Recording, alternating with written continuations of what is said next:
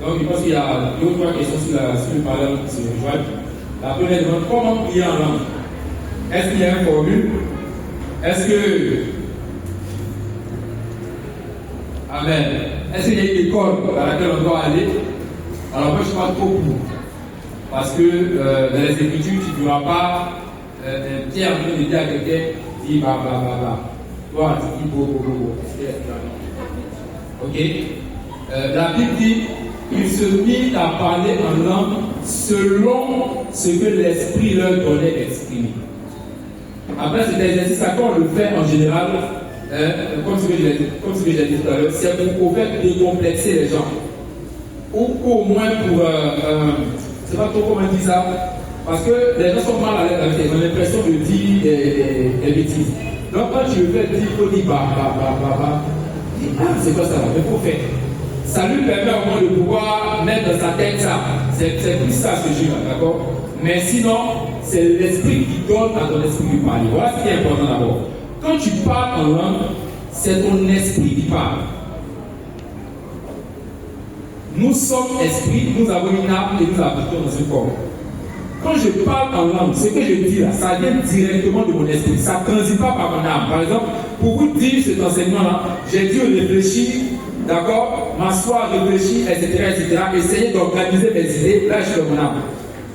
Essayer d'organiser mes idées pour vous rendre un message beaucoup plus élaboré.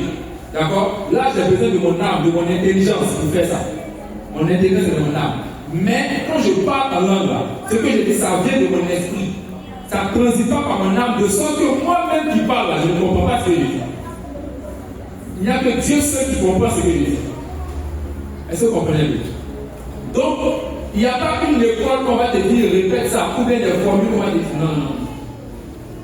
D'accord? Ça vient de ton esprit.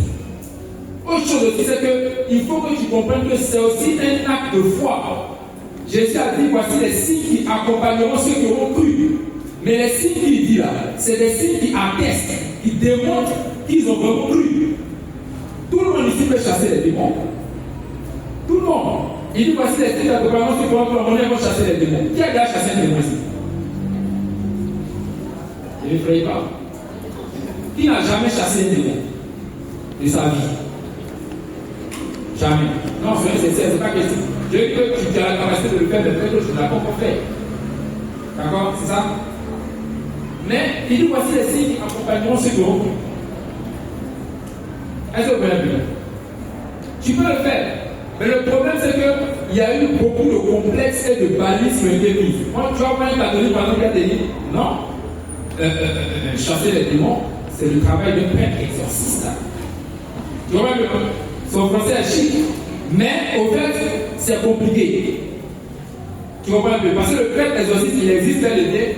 Mais s'il doit chasser tous les démons qui sont dans la prière seulement, il y en a combien? Il va même pas 10. Le père bienvenu, il est prêtre exorciste. Il y a le père Prosper Auguste qui est prêtre exorciste. Le père Abégan, le père Raoul Mambo, le père Alfred Aboulou.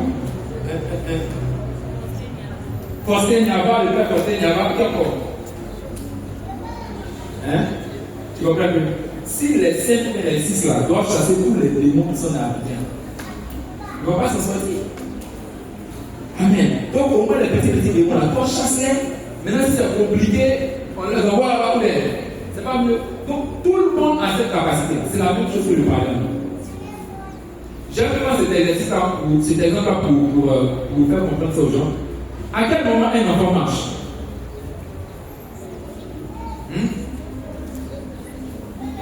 Comment? Où est-ce que vous pouvez le dire? Parce qu'il y a des enfants qui marchent à 1 an, 8 mois, 7 mois, ça peut varier, n'est-ce pas? Donc on ne peut pas dire exactement à quel moment un enfant qui est né du ventre de sa maman va marcher, n'est-ce pas?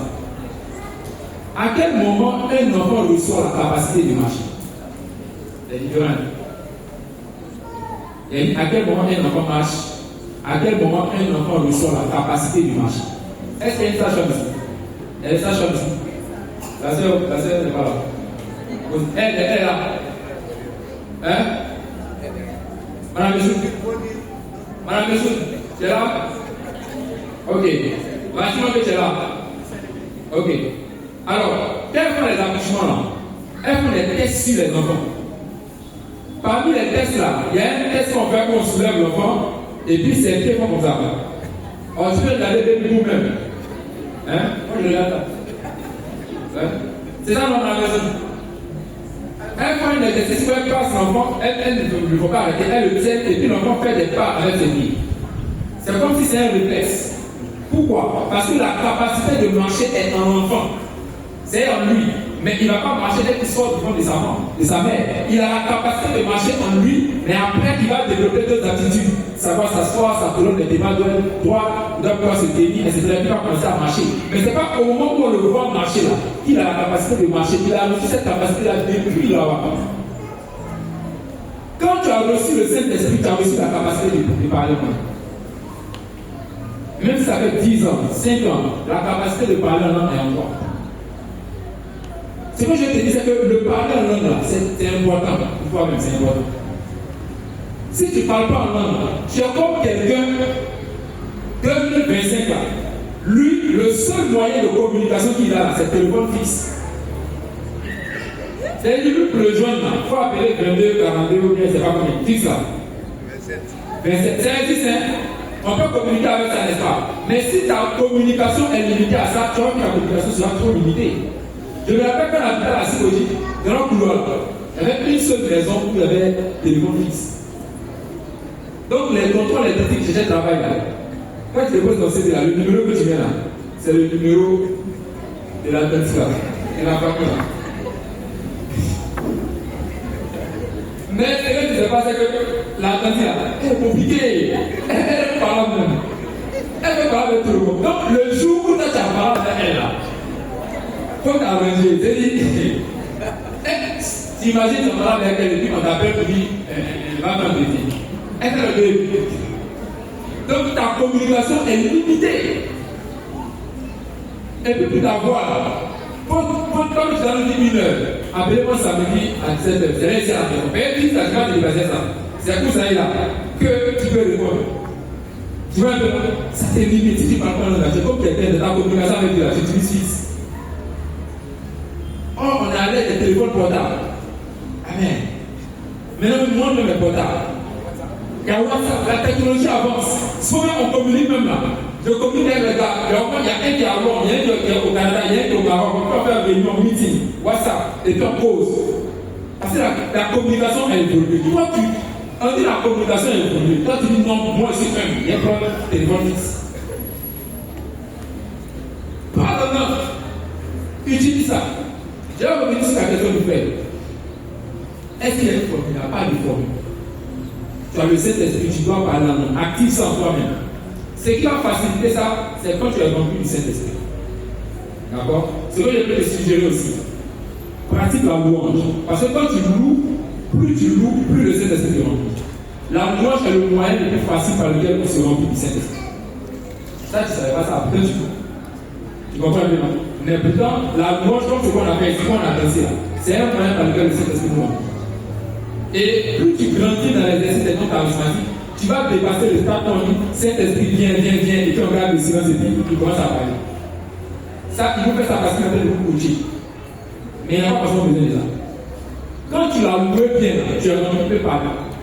Il se manifeste. Donc pratique la louange en gardant à l'esprit que la capacité est en toi.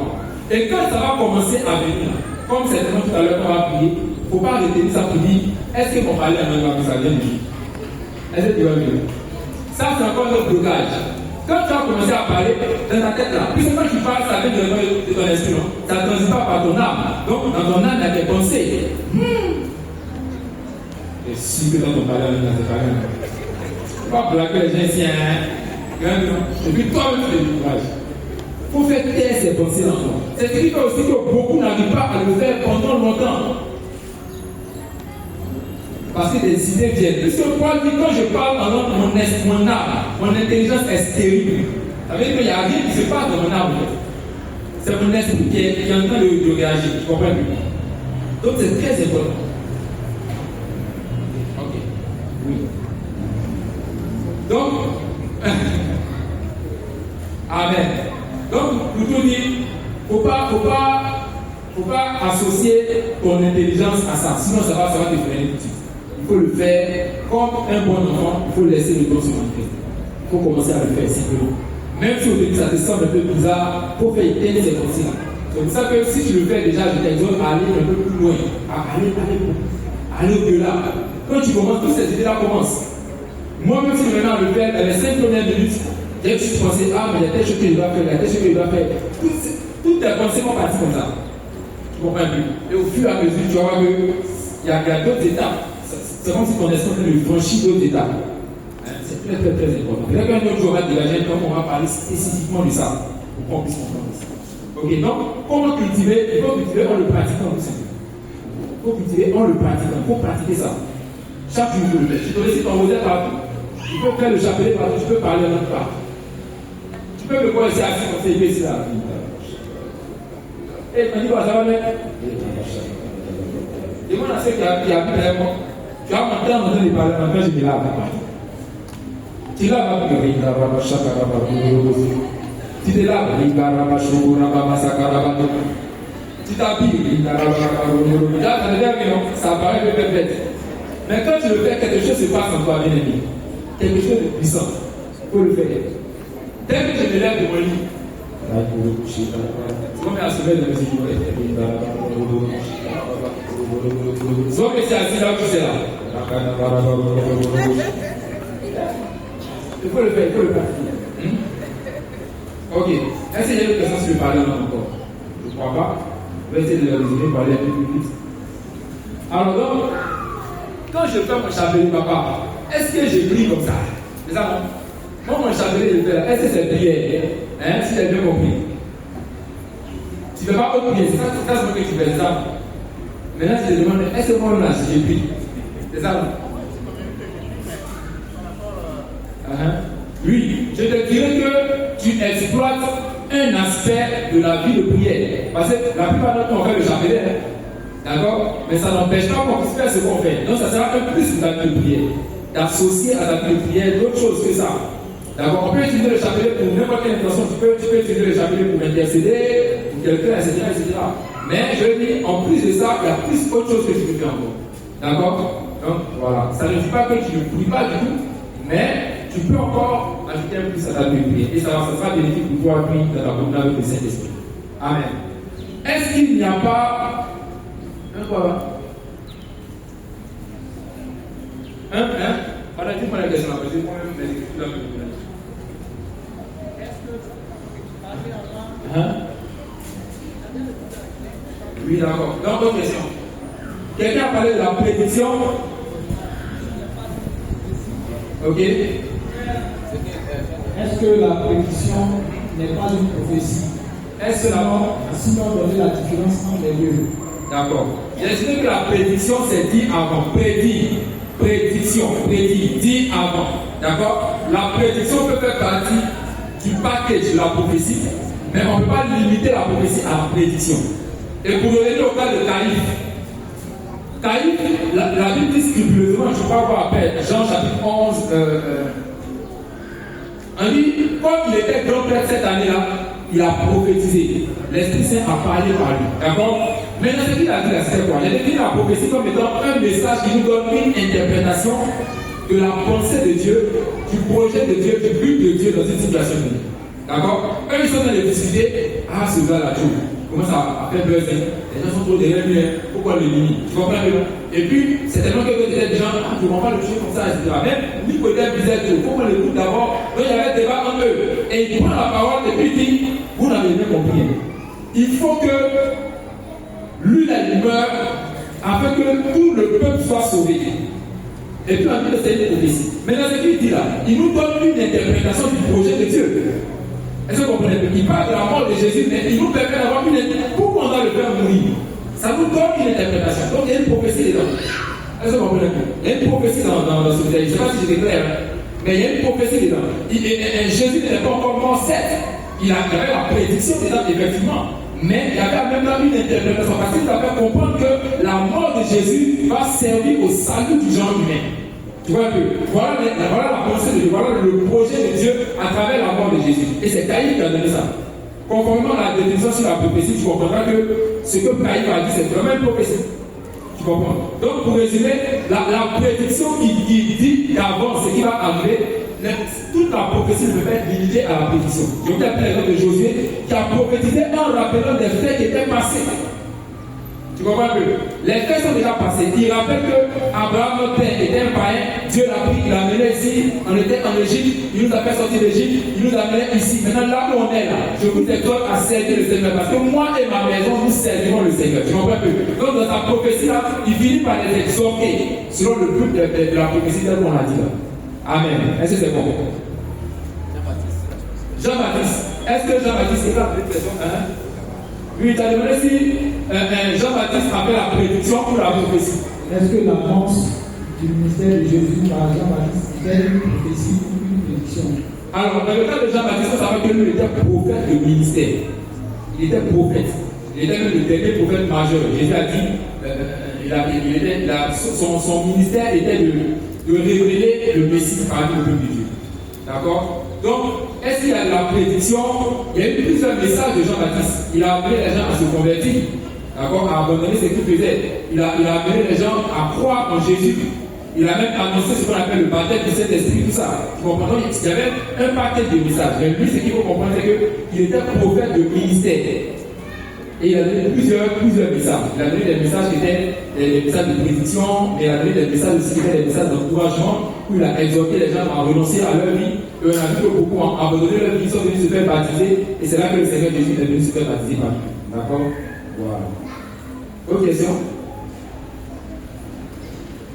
Est-ce que quelqu'un qui n'a jamais fait de prophétie peut être un prophète ou bien est un prophète? Est-ce que quelqu'un qui n'a jamais fait de prophétie peut être un prophète? Donc, il a dit de faire la différence entre la prophétie, le don prophétique, le don de prophétie qui est un don spirituel, et puis le ministère de prophète. Est-ce que vous comprenez? Il y a une différence. D'accord? Celui qui prophétise n'est pas forcément un prophète. Celui qui prophétise, il donne une prophétie, il n'est pas forcément prophète de ministère. Même si on est d'accord que par exemple la tête sont pleins de prophètes de roi, d'accord? Mais je dis, il n'est pas prophète de ministère, même s'il prophétise. Il prophétise parce qu'il y a le Saint-Esprit en lui qui se manifeste. Parce que la prophétie est une manifestation de l'Esprit en quelqu'un pour le bien. Donc le Saint-Esprit peut passer par un frère, comme c'était le cas tout à l'heure, pour nous donner une prophétie. Mais ça n'est pas forcément dit que le frère est prophète. D'accord? Voilà, donc c'était un peu ça. C'est une distinction. Oui, on va aller plus vite. Comment méditer la parole pour activer le charisme de prophétie? Comment méditer la parole pour activer le charisme de prophétie? Oui, ça c'est un séminaire. Mais j'ai essayé de faire. J'ai parlé de écouter la parole, lire la parole, étudier la parole et puis méditer la parole. C'est une façon très importante. Si tu veux, ça va même au-delà même de ces dons-là, même dans ta communion avec le Saint-Esprit. Si tu veux apprendre par exemple à reconnaître la voix du Saint-Esprit qui te parle, tu dois faire ces exercices-là. Très souvent. Ça, il faut le parler en gros. Le parler rend ton esprit très sensible spirituellement, surtout à l'Esprit Saint. D'accord? Donc, comment méditer? D'ailleurs, c'est un mot même qui est très général parce qu'on médite dans plusieurs sphères. Il y a plusieurs méditations qu'on fait ailleurs, n'est-ce pas? D'accord? Les gens méditent dans le coin là. Là, il y a la méditation transcendantale. Je fais ma parenthèse.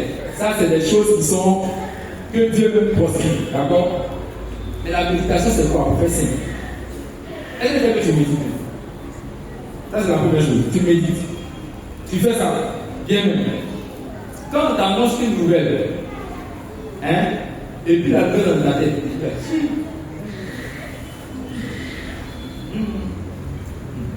Ça va.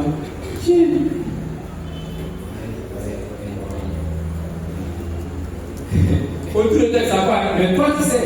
Parce que tu as reçu une information qui te fait faire ça. Donc, en toi-même, il y a des choses qui se passent. Et demande toi-même tu me dis. On dit, c'est chaud, hein. Il y aura un licenciement dans le service, il met ça dans le 100 minutes. D'accord? Dès que tu entends ça, c'est une nouvelle qui est venue à tes oreilles. Toute la semaine, là, tu penses, ça va. Si j'ai pris. Ah là. C'est le ça va vraiment être. Tu es en train de méditer sur la nouvelle que tu as reçue là. Elle est probable. Tu es en train de méditer sur ça. Je te dis ça pour que tu comprennes que de base, c'est quelque chose qu'on fait en général. Maintenant, il faut juste appliquer ça à la parole de Dieu. Tu as entendu une parole, d'accord? Comme c'était le cas aujourd'hui. Ah, tu passes par les temps de désert, mais je viens